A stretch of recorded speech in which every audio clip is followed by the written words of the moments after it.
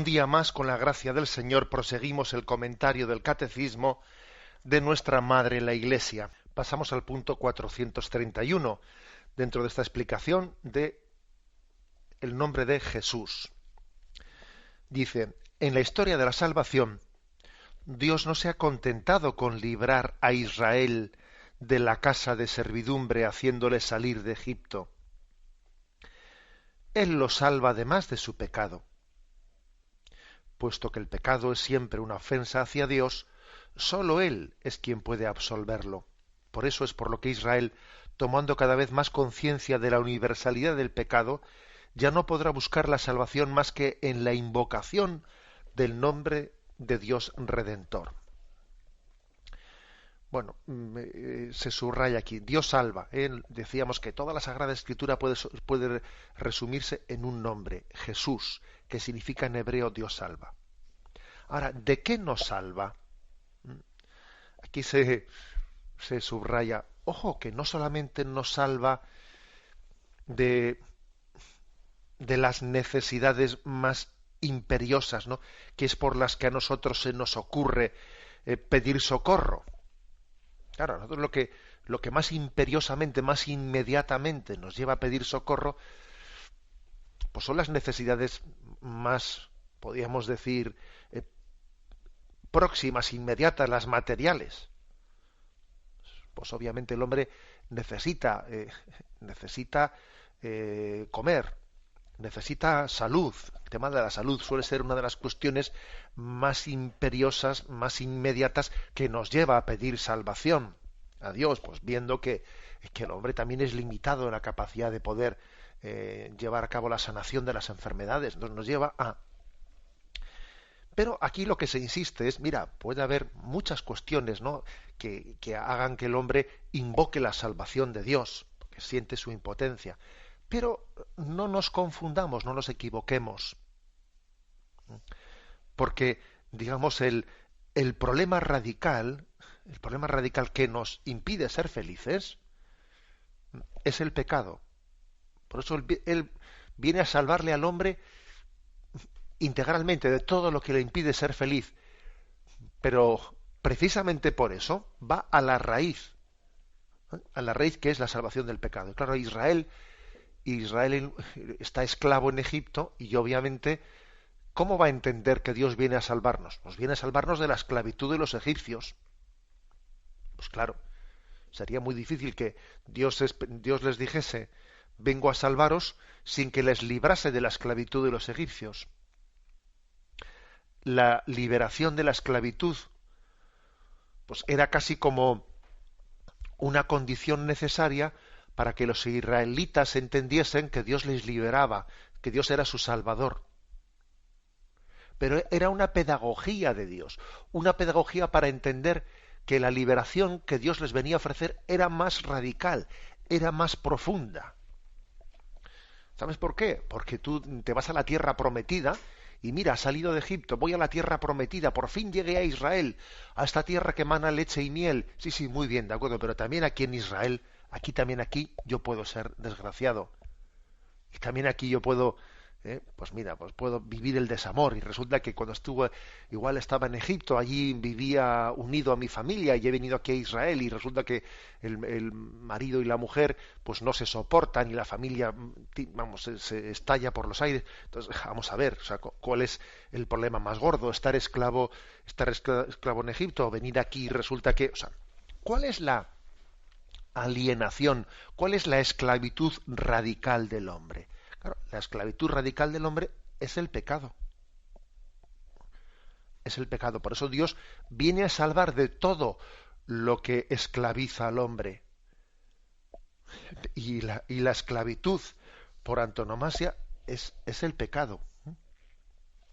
Fijaros que aquí es importante ver dónde se pone el acento. Precisamente en ese discernimiento que la Iglesia, que la Santa Sede fue haciendo en aquellos años 70 y 80 en torno a la teología de la liberación, la llamada teología de la liberación, el discernimiento que la Santa Sede, y además con las dos instrucciones que fueron publicadas, ¿no? Por quien entonces era cardenal precepto de la Congregación de la Doctrina de la Fe, actualmente pues el Papa Benedicto XVI. Bueno, precisamente el discernimiento que se iba haciendo sobre la teología de la liberación era una cuestión de dónde pongo el acento, porque claro, si yo pongo el acento en decir que el problema, pues que el problema principal que impide la felicidad del hombre es un problema económico o es un problema político, ¿eh? Es decir, si yo afirmo que el problema principal de los países de Sudamérica pues es la esclavitud que origina el imperialismo de Estados Unidos, o si yo insisto que son las estructuras económicas. Claro que también existe ese problema de estructuras económicas injustas. Claro que existe. Además, lo hemos visto también después finalmente en las crisis, cuando esas crisis económicas a nivel mundial pues se desatan, esas crisis desatadas dejan patente un tipo de injusticias estructurales que se estaban cometiendo, que al final nos estallan en la cara a nosotros, ¿no? A los países ricos. Estábamos generando con unas estructuras injustas la pobreza del tercer mundo, y la crisis económica consiste en que nos estalla a nosotros en Occidente, ¿no? Es como, es como cuando un muelle que está siempre apretando por el otro lado te rebota y te pega a ti, ¿eh? Ya, pero es que mire usted, cuando usted dice que no hay crisis, también ese muelle está dando al otro lado. Bien, pero ¿a dónde voy con todo esto? Voy que todo esto será muy cierto, pero lo que la Iglesia Católica en su discernimiento magisterial le dijo a la teología de la liberación fue: ojo, todo eso será verdad, pero no olvidemos que la principal esclavitud es la del pecado, el pecado personal de cada uno de nosotros. Si no llegamos ahí, si no llegamos ahí, nos hemos quedado en la cáscara. Y nos hemos quedado en la cáscara. Porque Jesucristo viene a redimirnos, ¿no?, de esa esclavitud integral.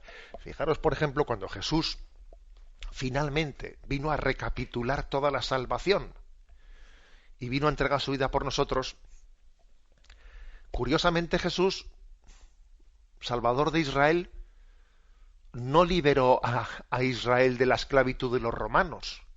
En el Antiguo Testamento Yahvé había liberado a Israel de la esclavitud de los egipcios.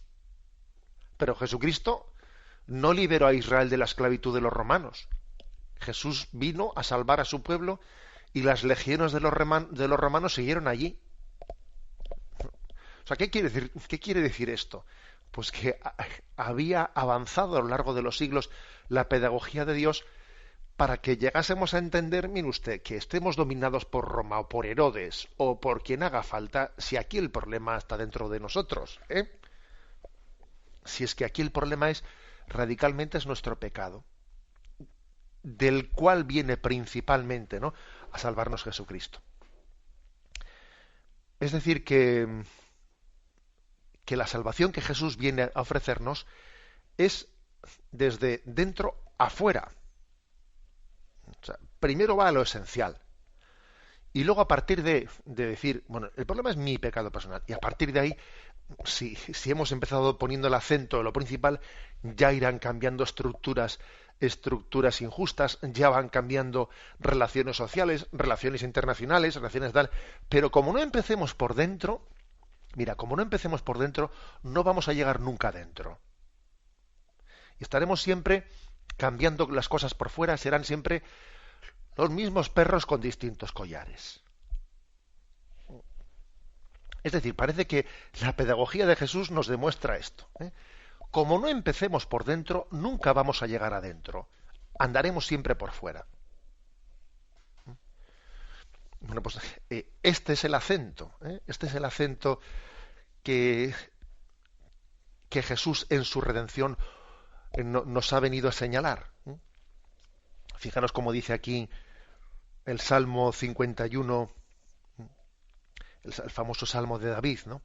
A veces se le llama Salmo 50 o 51 porque hay dos tipos de numeraciones distintas según algunas versiones, ¿no? Bueno, pues Salmo 50 o 51: oh Dios, crea en mí un corazón puro,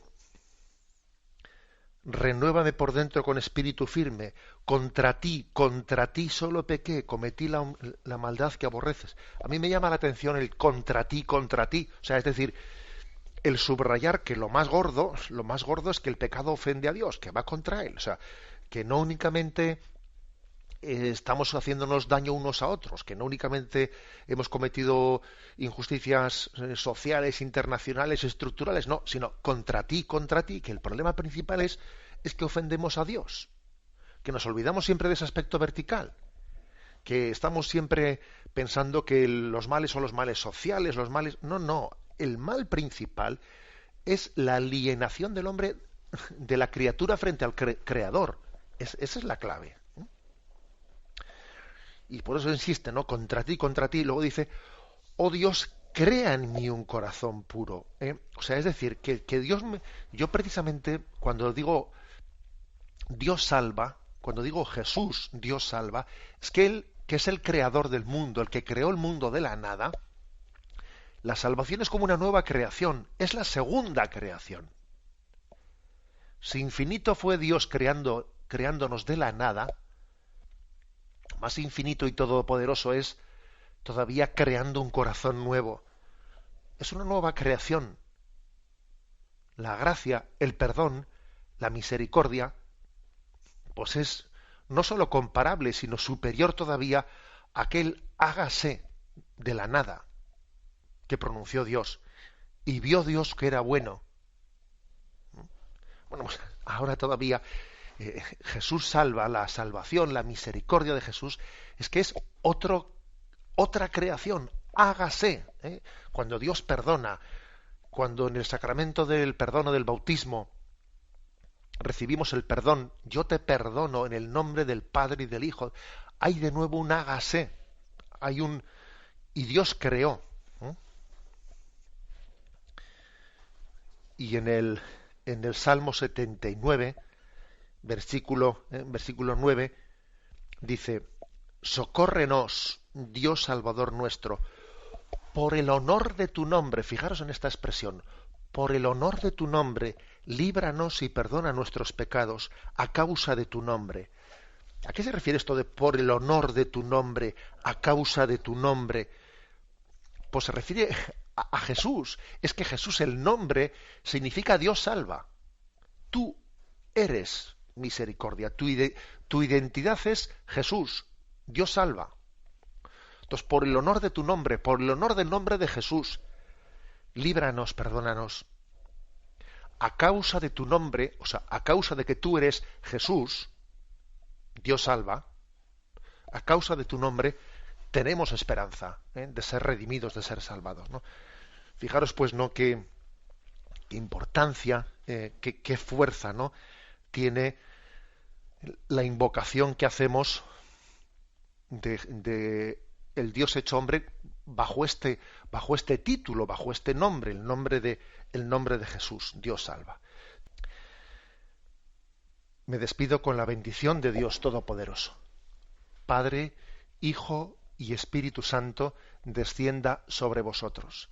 Alabado sea Jesucristo.